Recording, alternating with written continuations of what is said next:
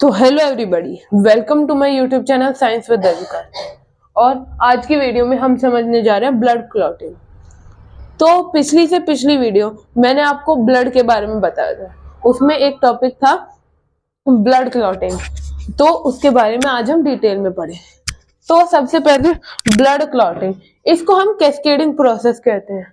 Cascading process blood clotting का जो process होता है ना पूरा, यानी ये तो जो कैस्केडिंग प्रोसेस होता है 4 मिनट्स में होता है। कहीं पे भी कट लग जाएगा तो उसको ऐसे पकड़ के रखो, ऐसा थोड़ी 4 दिन तक कोई पकड़ के थोड़ी रखता है, वो सिर्फ ऐसे 3-4 मिनट तक ऐसे पकड़ के रखेगा, इतने में खून जम जाएगा। तो कितनी 4 मिनट का होता है ये पूरा प्रोसेस। अब ये जो 4 मिनट का होता है, ये 4 मिनट के अंदर टोटल 4 स्टेप्स भी होते हैं, यानी कैस्केडिंग प्रोसेस इन 4 स्टेप्स को मिलाकर कहते हैं। अब 4 स्टेप्स, पहले स्टेप की तरफ आते हैं। पहले स्टेप थ्रोम्बोसाइट। थ्रोम्बोसाइट क्या होता है? पिछली वीडियो में मैंने आपको बताया था। थ्रोम्बोसाइट हम प्लेटलेट्स को कहते हैं, हमारे जो ब्लड में होते हैं ना प्लेटलेट्स, उनको कहते हैं। तो जब यही प्लेटलेट्स एयर के साथ मिलते हैं तो क्या बनता है? थ्रोम्बोप्लास्टिन। ये एयर के कांटेक्ट में आते हैं, जैसे कट लगेगा ये एयर की कांटेक्ट में आएंगे, और जैसे एयर की कांटेक्ट में आएंगे क्या बनेगा? थ्रोम्बोप्लास्टिन बन जाएगी। ठीक है। अब ये थ्रोम्बोप्लास्टिन कैल्शियम के पास जाएगी, कैल्शियम को कहीं अरे उठ उठ उठ, कैल्शियम कहीं, वो फिर वो ऐसे उठेगा, हाँ क्या हो गया, फिर ये बताएगा उसको कि है ना कहीं पे कट लग गया है, उसको आजा भरने चलते हैं, उसको ठीक करके आते हैं। तो ये कहेगा मैं कैसे ठीक करूं?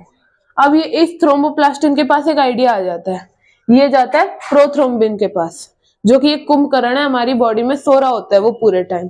जैसे वो एक्टिव होएगा, वो ऐसे खड़ा होएगा, ठीक है, ये जाके ये दोनों मिलेंगे, ये दोस्ती कर लेंगे और जाके इसको एक्टिव कर देंगे। अब ये प्रोथ्रोम्बिन होता है, इसको पता होता है, इसके पास इंफॉर्मेशन होती है कि जैसे कोई तुमको जगाएगा तुम समझ जाना कि कहीं बॉडी में कट लग चुका है। तो करेगा अरे कट गया कट गया कट गया, और फिर ये जैसे ही जागेगा एक्टिव हो जाएगा, ये थ्रोम्बिन बन जाएगा। यानी प्रोथ्रोम्बिन सो रहा है तो क्या? प्रोथ्रोम्बिन, और जैसे ही जाग गया थ्रोम्बिन में बन जाएगा। अब जो थ्रोम्बिन होता है, ये थ्रोम्बिन ये फाइब्रिनोजेन के पास जाएगा, फाइब्रिनोजेन को उठाएगा, अरे जल्दी उठ जा, ठीक है। अभी फाइब्रिनोजेन उठेगा, ये फिर से उठ के इसकी तरह एक्टिव करेगा। अब ये फाइब्रिनोजेन है ना, जैसे ये एक्टिवेट हो जाएगा, एकदम से जाग जाएगा जैसे ये, तो ये किस में कन्वर्ट हो जाएगा? फाइब्रिन में कन्वर्ट हो जाएगा। ये हमारा थर्ड स्टेप। अब ये फाइब्रिन में कन्वर्ट हो गया, बस इतनी सी देर का वेट था। ये जो फाइब्रिन होता है ना, ये जाली की शेप का होता है, इस टाइप का। ये जो है ना, ये जाली इस टाइप की शेप होती है इस फाइब्रिन की, ठीक है। ये फाइब्रिन होता है ना, अब जैसे क्या, ये जैसे यहाँ पे कट लग गया मेरे, यहाँ ये कट लग गया, इसके ऊपर जाएगा, ये फाइब्रिन ऐसे जाली की तरह चिपक जाएगा। अब जो हमारे ब्लड पार्टिकल्स होते हैं, जिनको हम ब्लड सेल्स कहते हैं, ये ब्लड सेल्स है ना, ये आरबीसी, डब्ल्यूबीसी और प्लेटलेट्स, ये जैसे ये जो जाली टाइप का जो शेप है, इसमें से बाहर निकलने की कोशिश करेंगे, क्योंकि कट लगता है तो अपने खून निकलता है। और ये जो आरबीसी, डब्ल्यूबीसी, प्लेटलेट्स, ये क्या इस जगह से निकलने की कोशिश करेंगे, लेकिन वहां पे जो जाली लग रखी है फाइब्रिन, वो उनको बाहर नहीं निकलने देंगी। ये सारे है ना उसके अंदर फंस जाएंगे और थोड़ी देर में अपने आप सूख जाएंगे, और सूखने के बाद एक पतली से लेयर बन जाएगी जिसे हम पपड़ी कहते हैं, वो होता है ब्लड क्लॉट। और ये जो पूरा प्रोसेस है, इसे कैस्केडिंग प्रोसेस या ब्लड क्लॉटिंग हम कहते हैं। अब फिर से इसे शॉर्ट में पढ़ते हैं। कैस्केडिंग प्रोसेस ब्लड क्लॉटिंग को कहते हैं। ये टोटल 4 मिनट का होता है, इसके अंदर 4 स्टेप्स होते हैं।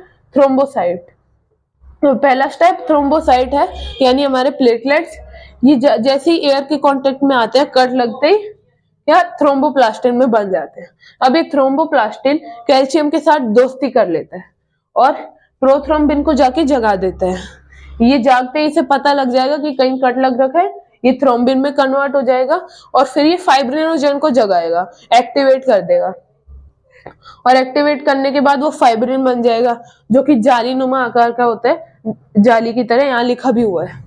अब ये ब्लड पार्टिकल्स यानी आरबीसी, डब्ल्यूबीसी, प्लेटलेट, ये जाके उसके अंदर फंस जाएंगे, सूख जाएंगे और थोड़ी देर में ब्लड क्लॉट बन जाए इस टाइप का। जैसे यहाँ कट लग गया, ब्लड क्लॉट बन गया हमारा, और ये ब्लड क्लॉट यहाँ पे करीब इसको अगर आप ऐसे फोड़ोगे भी, इसको नोच दोगे तो भी कोई फर्क नहीं पड़ेगा।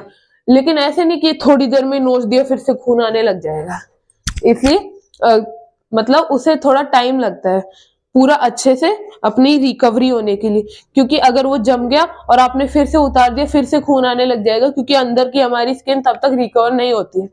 अब चलो, अब हम इसको आगे और पढ़ते हैं। तो दोस्तों अब हम इसको शॉर्टकट में समझेंगे। तो अब यहां देखते हैं, ब्लड सेल मतलब जो ब्लड क्लॉटिंग होती है, इसमें जो ब्लड सेल रिस्पॉन्सिबल होता है उसको क्या कहते हैं? प्लेटलेट। यानी प्लेटलेट का ही तो मेन फंक्शन है। प्लेटलेट अगर ना हो तो ये सब फंक्शन होगा ही नहीं, है ना। यानी वो ही सबसे पहले स्टार्ट करता है, और अगर स्टार्ट करने वाला ही ना हो तो फिर कभी ब्लड क्लॉटिंग होगी ही नहीं।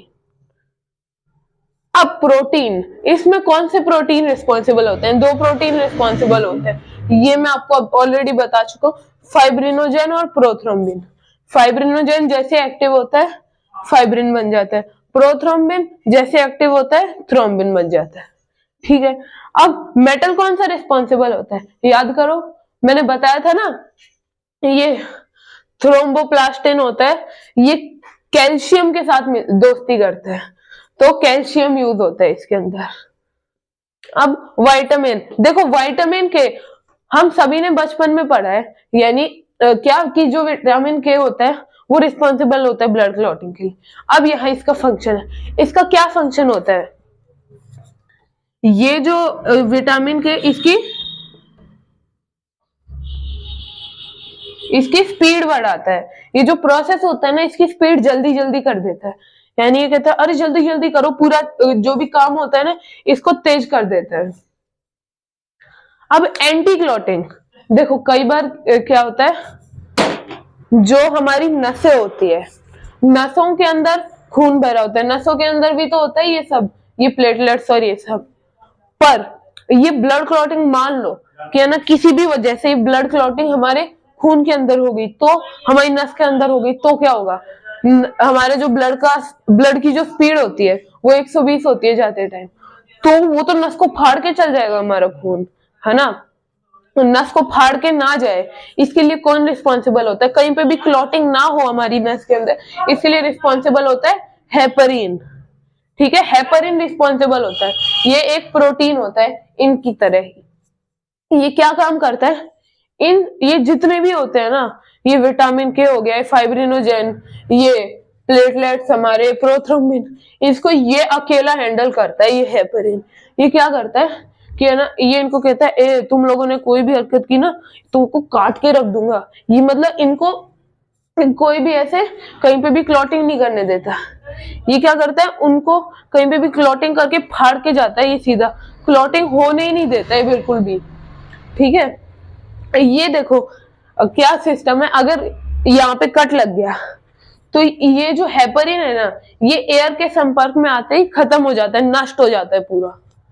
तो यानी कट लगा या हेपरिन था, हेपरिन क्या, जैसे हमारी बॉडी के अंदर तो एयर होती नहीं है बिल्कुल, तो हमारी बॉडी के अंदर एयर नहीं होगी तो ये कहां से खत्म हो जाएगा।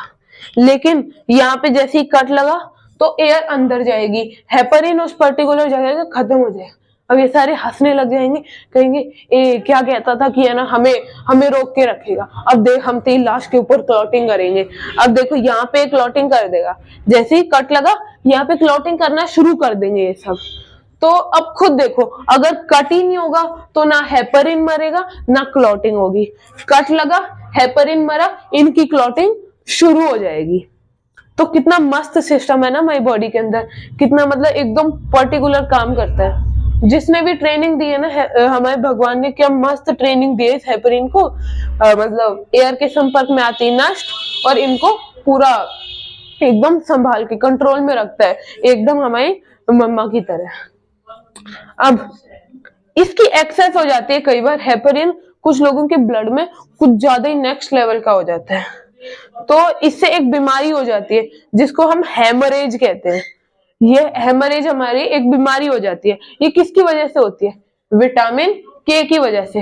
बॉडी में ज्यादा विटामिन के होगा तो ज्यादा हेपरिन होगा, और इसकी वजह से हमारी बॉडी में हेमरेज हो जाएगी। हमें कभी भी आपने देखा होगा वो जो डॉक्टर इंजेक्शन लगा रहा होता है हमें, तो जैसे कोई भी ऐसे सुई लेगा और है ना थोड़ा सा इसको ऐसे ऐसे मस लेगा, थप्पड़ मारेगा, और फिर उसका थोड़ा सा पानी, थोड़ी सी दवाई उसमें से बाहर निकाल देगा।